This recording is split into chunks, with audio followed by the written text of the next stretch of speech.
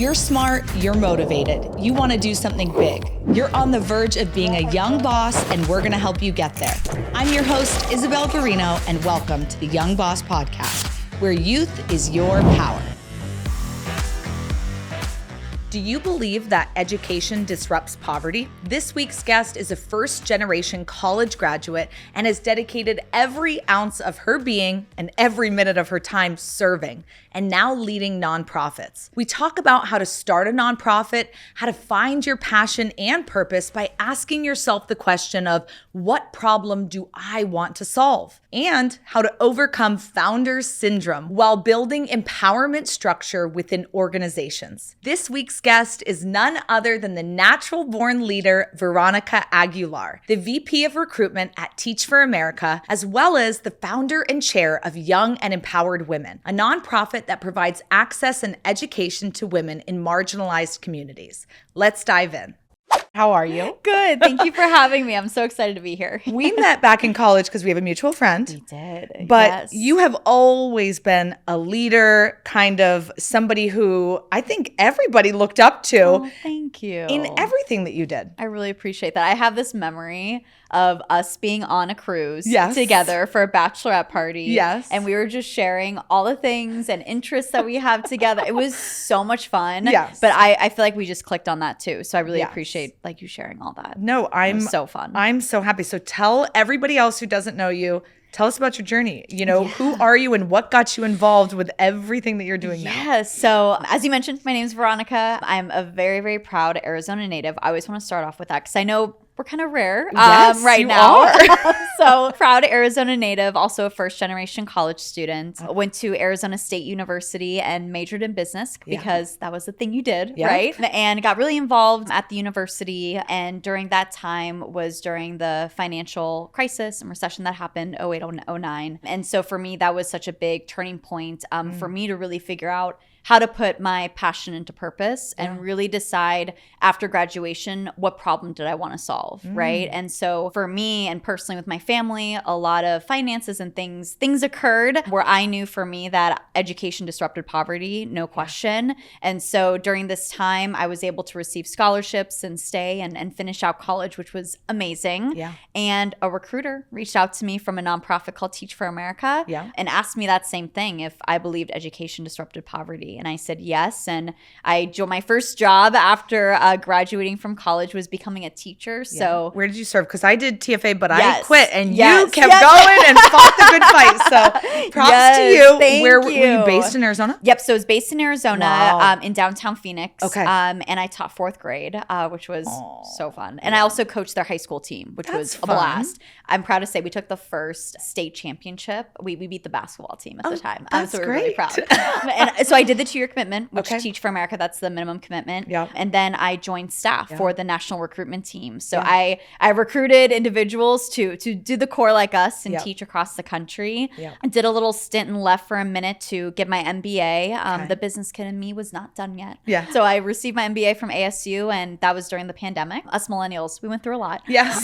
So that was during the pandemic where I started my nonprofit, Young and Empowered Women. Tell me about that, because it yes. seems like it is taking off. It's amazing what you've been able to do. Thank you. I can't believe 2020 was however many years ago. Yeah. But yeah, it was during a time where I was in a business planning course. And of course, the project is, what problem do you want to solve, right? And so I was thinking about what was happening currently, with the pandemic in the state and in our country. And so many women that I mentored throughout my time teaching, recruiting at Arizona State, those couple months were just really rough. There was something called the She Session, right? That really happened here in Arizona, where a lot of women during the time needed to make the decision to either go back, stay at home, right? While we're figuring out what was happening in the world. Yeah. They were losing their jobs, right? A lot of them were service jobs. So there was just a lot of things happening. Yeah. And so for me, I wanted to bring our women together. There was only 20 of us. And of course, we were in a Zoom room to figure out what was happening, come together. They had a lot of them haven't done an interview in forever, right? So we brought on mentors of mine to support them during that time. And I swear, I tell people this, and some don't believe me. So I'm gonna tell you. I hope you trust me on this. I literally thought it was just gonna be a 2020 thing. Yeah. Like we're here. This is the time. It's during the pandemic. And then there was a group of women that said we're not done yet. Yeah. And then so now we are where we're at, which is so incredible, of having almost 200 members. Amazing. An incredible sponsorship program that we have. We have a conference coming up in the next couple of weeks. That's exciting.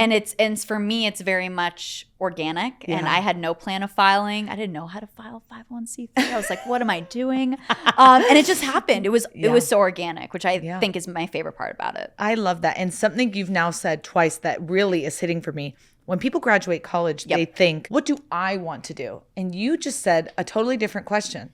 What problem can I help solve? Is that how you stated it? Yep. That is a beautiful way to think about your purpose in life, because I always tell people, what are you passionate about? What do you like doing? When you're doing it, are you like, oh, I feel fulfilled. I feel like I'm doing, that thing. Yes. And that's exactly what you're saying with that phrase. I think that is game changing. Thank you. And I think it really helps individuals figure out, like you said, their passion, because, there could be so many ways to solve a problem. Yeah. And your life and journey isn't like this. Like mine was, it didn't make sense, right? But when you look at the trend line, there was a consistent problem that I was trying to solve, right? No matter what you do. So it's a nice way to rethink it. Yeah, that is a beautiful thing. And I know, I heard that you almost even thought about dropping out of college because of, financial strain. And so how important scholarships are, nonprofits are to help you keep going in that journey. Yes. And that really aided that jump to Teach for America, because now you see, okay, this actually was me. Like, I was in that situation. So I can relate to these kids going through this. Exactly. And I understand how important it is. So. Exactly. And I think that's what's so powerful with it. Like, you having the experience, close ones, relatives, whatever it may be. We all had our own experiences during that time and during the pandemic. But it really allows you to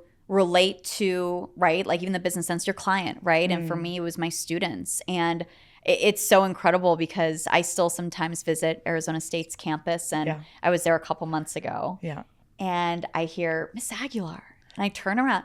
No kidding. Last time I saw this student, his name's Noah, was 4th grade. Oh, he was my God. senior, graduating Arizona State University. You're like, I'm old. I was like, 1, I'm old. 2, he's like, I'll never forget, like, my love for poetry he's a majoring, he's graduating with like a writing degree, which is so exciting. I'm so proud of him. That's and awesome. It's really amazing because he's like, I had to apply to scholarships, I had to figure this out and navigate it, right? And he had so many teachers and a support system to help him along the way. So 1, I'm old, and 2, the power of education, where you're able to like have these cool opportunities. That is amazing. Over 200 members with young and empowered women. Over 200. What resources are you giving these women? How are you helping them launch to that next level? Yep. So our main vision of the organization is that we believe every woman in every role could lead without limits. So we have 3 pillars that we feel like we can provide to our members to overcome, imposter syndrome, the systemic barriers that we have as women, especially women of color, to advance in their careers. So one of them is professional development. So we host bi-monthly meetings that are very focused around a specific skill to develop, right? So interviewing, managing in a male-dominated industry, right? Different topics like that, negotiating salaries, which is my favorite. The second pillar being mentorship. So we have a full-on formal mentor program where all of our incoming members get connected to female leaders across the valley, including, the CEO of Girl Scouts, Big Brothers, Big Sisters, just incredible dynamic leaders to give mentorship, because we believe the power of mentorship really does break that, if you don't have that social capital already, it really does support that. And of course, networking. So we'll always have either a happy hour session, we'll connect with other networking female groups across the valley, just so they can build that networking skill. What's an elevator pitch, all of that. So those are our 3 pillars to really combat what we're trying to solve in a unique way. That is incredible. Do you find that your members are bringing in more members? Are you doing marketing? How are you finding women to come in? So this is when I knew that this was something. This was a thing. This was something when there was we call them cohorts, right? Incoming cohorts. So every 6 months we recruit individuals to join as members. Okay. And when I saw the cohort that didn't have anyone I knew apply, I go,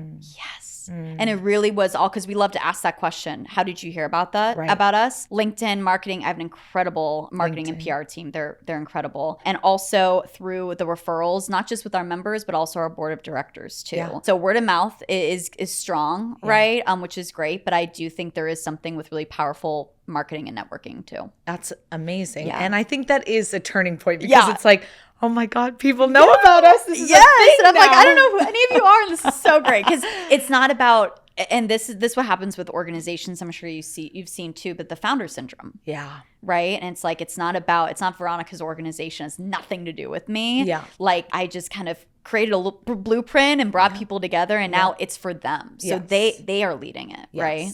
Yes, and helping take it to that next level. Yes. And so I think that's a beautiful thing. You mentioned you didn't even know how to file a 501c3. Did you know you wanted this to be a nonprofit? Did you consider making it not?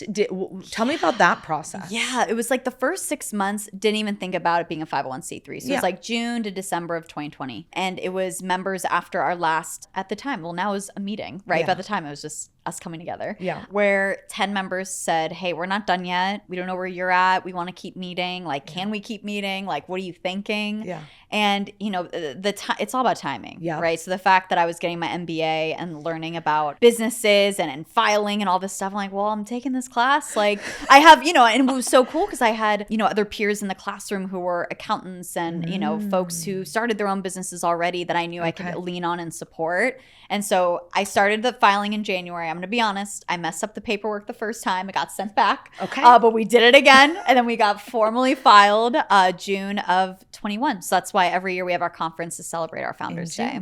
That is amazing.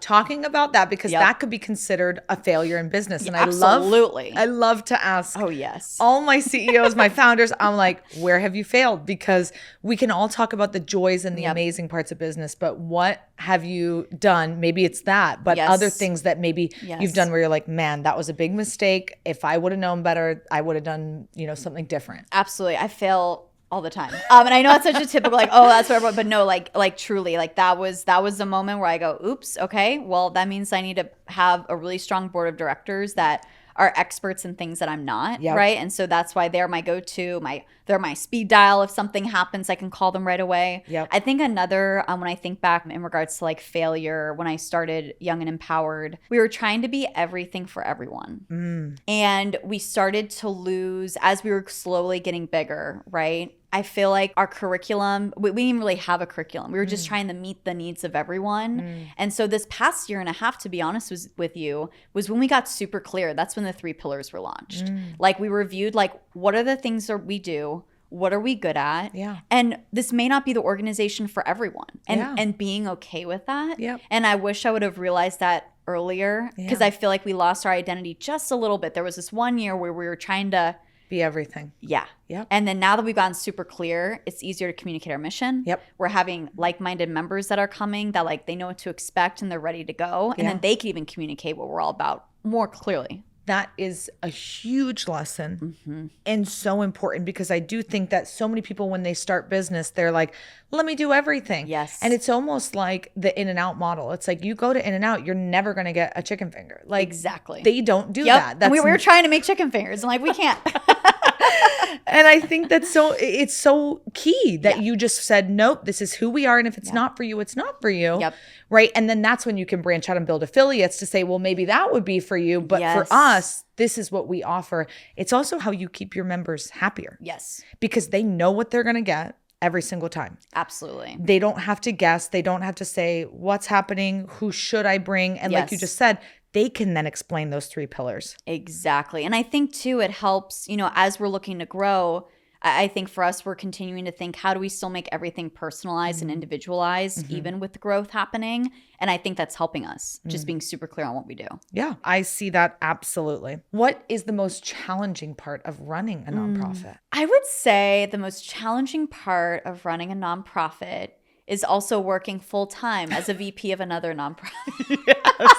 You're doing 2 things. I'm doing 2. But no, I mean, here's the beauty of Young and Empowered, though. And same with Teach for America, to be honest with you. I never feel like I'm working. Okay. So folks ask me, how do you do? I probably get that on a weekly basis. How do you do it? Do you sleep? Like, yeah, I sleep really well. Like I sleep well because every day I wake up and I get energy. You're fulfilled. My cup's filled.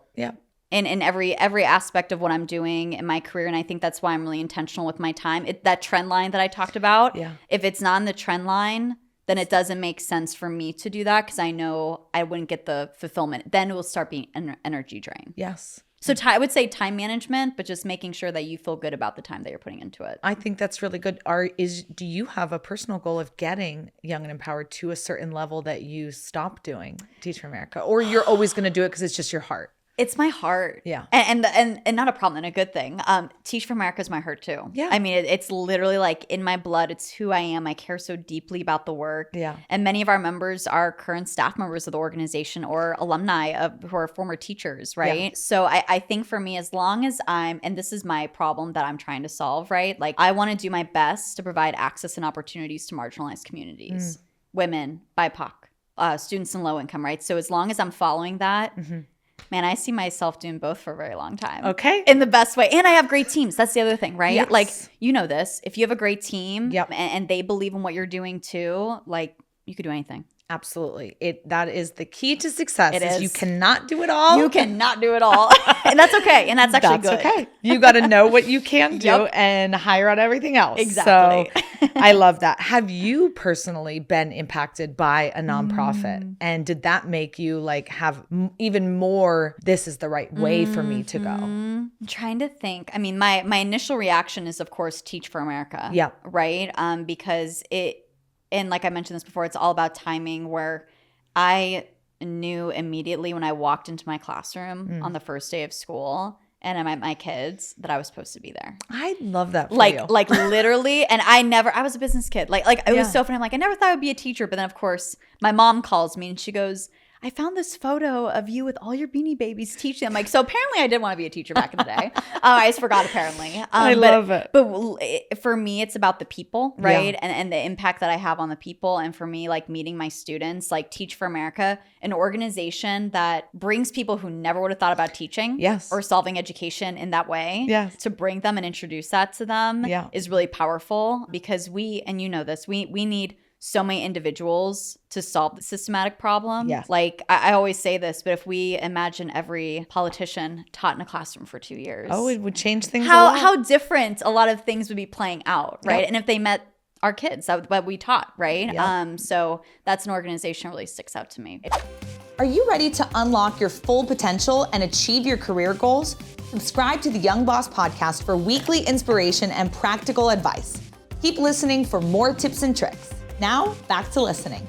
It's such a beautiful organization, what it's able to do and the experience it's able to give people from all different walks of life. Totally. Because that's what's so cool about it. For anyone who's listening who doesn't know about Teach for America, you do not have to be a teaching major. You do not have to be in education or anything in that regard. Yep. They take students who are top level students, right, in all different perspective majors, and allow them this amazing experience in lower income schools all across the country. I know I was based in Miami, and it was fun for, other reasons, but we had a lot of fun too. And there's just such a need in so many markets. Totally. And I also love that you started this by saying that you're from Arizona and that you got based in Arizona, because how special is that to then serve the community that we grew up in? It's one thing like, I'm going to go do a missions trip in Africa. And like, I've done that all across the world. It's another thing to say, I'm going to go around the corner and serve the people who literally live 2 neighborhoods down from me. Yep. Absolutely. It's very different. It is. It really is. And actually our models changed. So when we applied, we got placed. Yeah. Now people apply directly to the city they want to serve in. Because we're seeing that. Yeah. Like folks who teach, there's data behind it. Folks who teach and serve and work in communities that they're from, they're likely to stay and even make a more positive impact. Yeah. And like long term, right? Yes. Because they know it. And they're able to represent to their students and leaders, hey, I did this and I'm from here. Yeah. So, we do historically see folks, if you're on the West Coast, they want to stay on the West Coast. Yeah. There's a few who want to go to DC, but otherwise they're staying here because exactly to your experience that you shared. It definitely changes things. Yeah. Okay. The Giving USA report reported that individuals make up 67% of charitable donations, foundations 19%, bequests 9%, and corporations coming in last with just 5%. Where do you see most of your charitable donations sourced from? That's a great question. So what's really exciting about Young and Empowered this year, Yeah. last year was getting very clear on who we are, right? Yep. Like what I mentioned. Yep. This year we launched our corporate sponsorship packet. Okay. So we actually, because we had so many leaders across the valley saying, we believe in what you do. How can we can we play? donate? Like, how Yeah. can we help? Yeah. Right. And it'd be like, oh, sponsor this event. And it was just very loose, right? Yeah. And they couldn't tangibly see the how. Okay. So building out this packet, sponsorship levels, supporting our events, supporting our membership base in multiple ways, right, has really allowed us to receive more money, which is exciting. I mean, literally to the point where I'm very humbled, the excitement that we're getting right now from our community. So specifically with Young and Empowered, we are seeing a lot of companies and for-profit organizations wanting to give and have us be part of their line item of, sponsoring events and things of that nature, which is great. But we are mostly dues based. So our members do pay annual dues to be part of the organization. Okay. So that's our consistent revenue, of course, that we have. Yeah. The bigger we get, what comes, bigger venue sizes, more food. Things are getting more expensive, right? So that corporate sponsorship packet, I'm like, come on, that would be incredible. Like I said, I have a great team though. So we look out for grants. But right now we're being really successful with the community and the leaders that we have connections with. Okay. They're really showing up for us. That is amazing. And I know you guys just received a really cool grant from Yes. State 48. Yes. So do you focus on Arizona companies? Yes, currently right now. Okay. Yep, we're in Arizona. I love which is it. amazing. Well, if we'll put stuff in the show notes if anybody wants to reach out to you in regards to that. I want to talk to you about leadership because I feel like you, since the moment I've met you, you've always stood out to me as whether you're trying to be or not, you are a leader. Thank you. That You means are a lot. Thank truly. you. And I want to hear from you. What do you think is the most effective leadership skill that you've acquired over all of the different experiences that you've had? I would say the title of my nonprofit. So I'm trying to not be cliche, but like it really is the type of leadership style that I try to really embrace is setting up empowerment structures for my team, both at Teach for America and the nonprofit, whatever it may be. We may have a vision and direction that we set that we want to move forward with. But if our clients, our workers, whoever it may be, our teams don't believe in it, it's not going to work, right? And so I spend a lot of time in the beginning of anything investing in the people and investing in them to feel safe and authentic to then create it with me. Because like I said, the work that we do, like the folks that are actually doing the work, that are doing the thing, that are teaching, that are recruiting, whatever it may be, they're the ones doing the work, right? And so making sure that they're feeling like seen and heard to create the culture that we want. That's how I become a better leader. Absolutely. So if anything, it's like I look to them to help shape my leadership style. That makes sense. No, I think that's great. And I've actually been asking that question. I put it on TikTok, I put it on Facebook, and I've been seeing people's comments. And one of the main things that people have just been saying is communication. And when you ask them deeper what it is, it's that. It's giving the open door for them to be comfortable to tell you what's actually going on and give you ideas along the way. Absolutely. Whether you take them or not is another thing.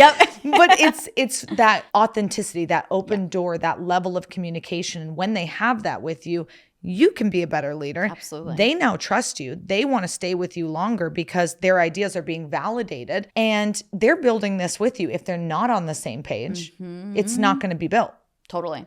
Or it's going to be very disconjointed. And so I think that's a really cool thing. Yeah, because I mean, honestly, if you think about it, like what success, what that means, right? Even with Young and Empowered, like, yes, we're getting money that may be showing like success, but at the end of the day, if our members aren't getting anything out of it, I don't see it as success, right? So like, what do our members need? So that feedback loop is really important. Obviously, the title of your nonprofit, Young and Empowered, Yes. goes well with Young Boss. Yes. So perfect. How, I put that just because I knew I was going to be on the show. That's why I did that. No, I think it's so amazing. And when it first popped up and I saw that you were doing it, I was like, this is cool. What's going on here? Yeah. So I want to hear from you. What do you think youth is a pro? Do you think it is a power to you? I love that. Oh my gosh. Well, right away, the answer is yes. And to clarify too, with Young and Empowered, we have members, the age range is like 21 to 39. We really encourage, but we have mentors and community partners who can be of any age because we say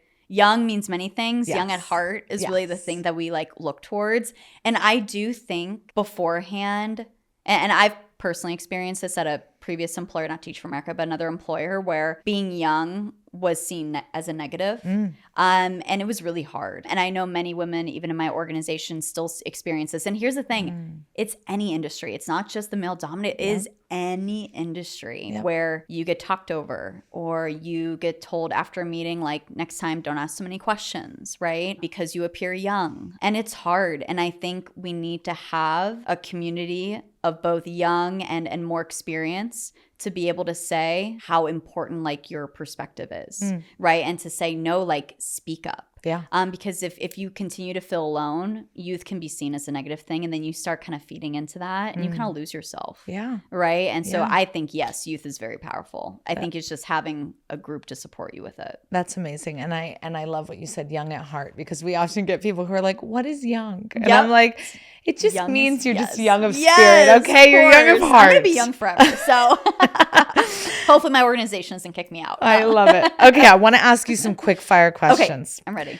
What is the single most rewarding thing you've experienced with your organization? Stories that I get from the mentorship pairs where members actually get job offers from their mentors or apply to a salary negotiation that they've never done before. Oh, I like that. Name 3 national nonprofits that you admire or who are doing great work. Big Brothers Big Sisters and Dress for Success. Oh, that's a good one. Incredible. That's a good one. What book about business or leadership should everyone read? The Speed of Trust. The Speed of Trust. Yes, The Speed of Trust. Add it to the list, It's a great guys. one. Should you build organizations fast or slow, and why? Whatever speed needs to happen at that time. Okay. Because it shouldn't be too fast, because we've seen organizations do that. And it shouldn't be. So whatever is needed. Whatever it needs to be. Okay. Yep. Could be fast, could be slow. Okay. Starting off. I love it. How would you describe your personal brand? Because I feel like you have done a good job of kind of going in a direction where everything fits in. You're branded without being branded. I never see you doing things that are like, whoa. Like, that's random. That's random. No, you always are doing things that fit a specific mold. Has that been a conscious decision? Kind of. It kind of just, I realized just where my energy goes, right? And so for me, kind of what I mentioned earlier, how do I elevate the voices of individuals that may not need to be elevated? Yeah. And I want to be that person, be able to do that and step away and let them lead. Yeah. So for me, it's like I said, the brand of ensuring that marginalized communities are being heard here in Arizona to make this state better. Yep. I love it. Yep. What advice would you have for a young person who is underprivileged and they are, trying to come into stepping out and being more than their world has told them that they can be? What advice would you have for them? I think advice that if it was me speaking with them, the advice that I would give them is that you are loved, you are worthy, and you deserve everything. And that there will be people that come in your life who agree with that.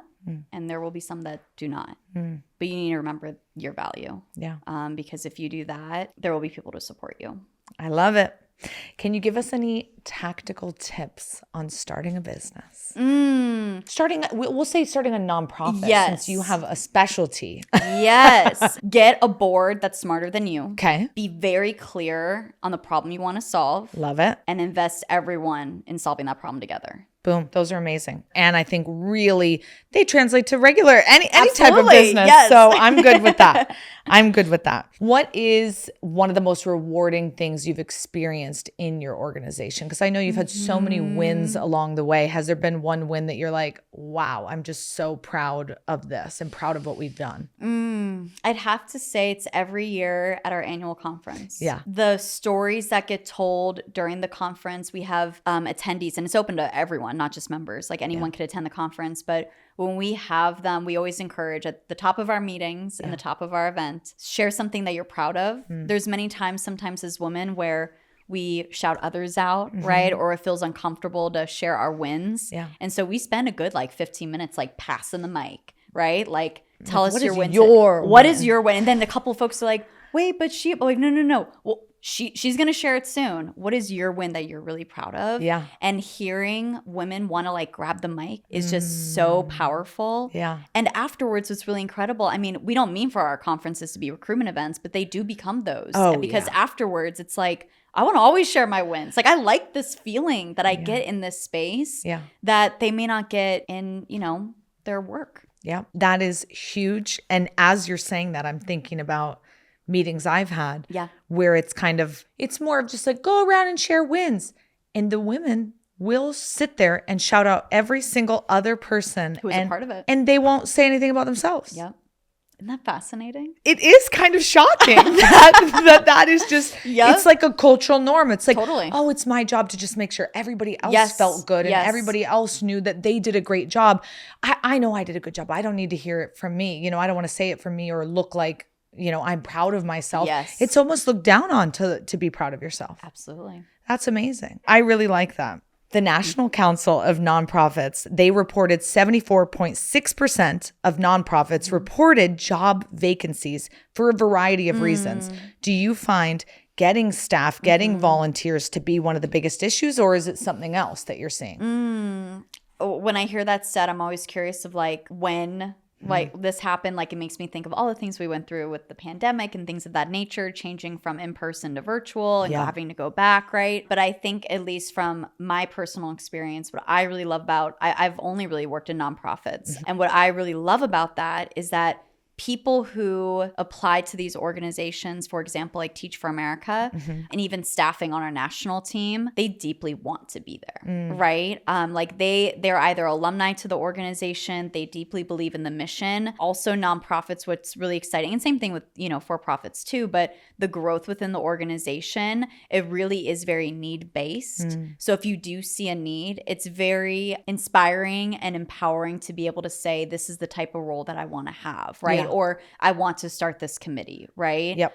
Because as mentioned earlier, when you're inspired by a mission, you're going to do anything possible to make it happen. Now, what's exciting on the flip side with like volunteering, like my nonprofit, Young and Empowered Women, shocker, I don't get paid. No one gets paid. There is no staff. And it is all volunteers. And I've never seen a team work so hard ever. And it's the heart of the volunteer, right? And it's such a beautiful thing where a lot of our volunteers and members who join the organization, they've personally experienced the thing that we're trying to solve. And so I think that's what's really cool about nonprofits. There has to be a buy-in from them.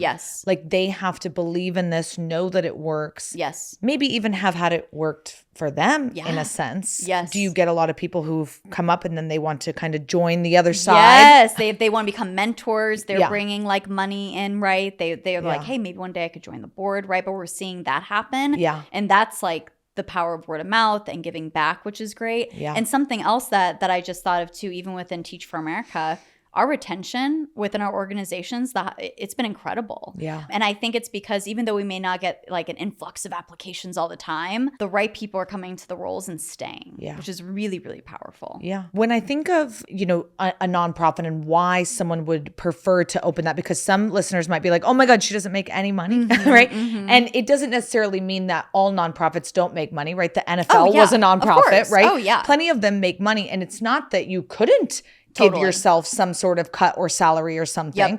It's probably more along the lines of, hey, this isn't run in the same way that a traditional business is run, where there's set out salaries for, you know, all these individuals. We're running it more of that mentorship style, that volunteer style. So it's almost like a choice of structure. Exactly. And it could be different. It could be. But this is how you guys have chosen to do it. Absolutely. And on the flip side, I make good money at Teach for America. So nonprofits do pay well. That's what I definitely don't want people to walk away with that. Nonprofits pay well, but I think it's to your point, the type of nonprofit, the volunteers at the time, what we want to be focused on, right? And like I said, I mean, Young and Empowered's not over yet, so we'll see what happens. Well, I'm thinking the money that is coming in from dues and things like that, it is going directly to these meetings, the food, the conferences, all these things that are actually helping them. Maybe even you guys bringing in some big name speaker, you know, something like that, right? All that stuff really is genuinely helping them. Once it gets to a certain level, it's not to say that there couldn't be salaries taken somewhere down the line, absolutely. Right? But for now, it's member focused. It is. And I think that also probably helps you with that stat of saying, hey, everybody else might be having a hard time, you know, finding staff. Well, you're like, hey, my volunteers, my people are like wanting to rise up in this. They want to be a part of this because it's helped them. Yes. And it's really interesting because I've heard folks say it's harder to manage a volunteer than a paid employee. They're both. I mean, I have a great time with both. I mean, managing a volunteer, I'm like, They're incredible. Like I've never felt that before. Okay, that's good. You know, I always say I like to hire people that are chip fillers. When you go to the party, there's an empty bowl of chips and someone will walk by it and they'll be like, the chips are empty. Where's the host? Other people will be like, the chips are empty. And they'll see the bag of chips, just open it up and fill it. Yes. Not say a thing, just do it. They're helpful. Yes. And I'm like, that's the type of person I like to hire. Like, are you a chip filler or not? Do you just do stuff because you know that's what needed to be done? Do you really need to go ask the host if that was the right thing? If it was the wrong thing, buy him a $5 bag of chips. Like you did the wrong thing.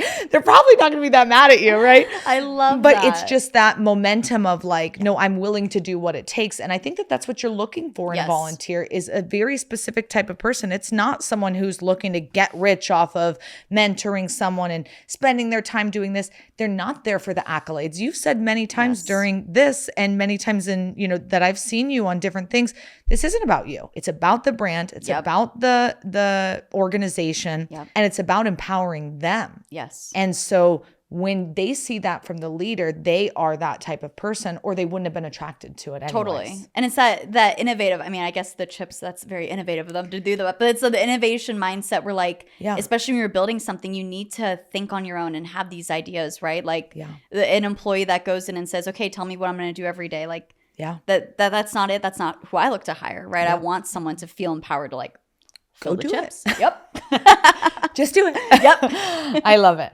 If somebody wants to become a member of Young and Empowered, where do they find out more? Yes. Our website is definitely the place to go. Okay. It's yewomen.org. It has a form that you can just fill out. It goes directly to our email, which is really amazing. And we'll respond right away. I also would encourage folks to attend our open meetings and upcoming conference on June 15th. It's at Arizona State University in the Sun Devil Stadium. So it'll be beautiful. It'll be very fun. So I would just recommend checking out the website. Amazing. And where do people find out more about you? About me? Oh, remember, it's not about me. I know. We want to follow your journey. Okay. Let's do it. So I love LinkedIn. So looking me up on LinkedIn, I have individuals that reach out to me saying, hey, I want to grab coffee. Always love doing that. Sip in Old Town is my place to go. So I'm always there doing meetings. That's fun. But just, directly messaging me on LinkedIn would be perfect. Okay, fabulous. Thank you so much for being here. You Thanks were for awesome. having me. And I think our first nonprofit guest. Yeah? Yay. I think so. I'm so glad. There's so many amazing business owners, founders who incredible. That's the realm they go. It really is. It's different, but it's all the same at the end of the day. It really is. And nonprofit leaders, I just have to say that this one more thing. During the pandemic, there was a rise in women-owned businesses, especially nonprofits, and especially women of color. And so there are some incredible founders here across the valley, not just in Arizona, but across the country, that they found a problem to solve. Yep. That's the question we've all got to start asking ourselves. What problem do I want to solve? That's what I'm taking from this. I love it. Well, thanks for listening to another episode of Young Boss with your host, Isabelle Guarino. Be sure to like, share, and follow on Instagram and TikTok, and subscribe wherever you get your podcasts. And let us know, have you ever been a part of a nonprofit organization? We'll see you next time.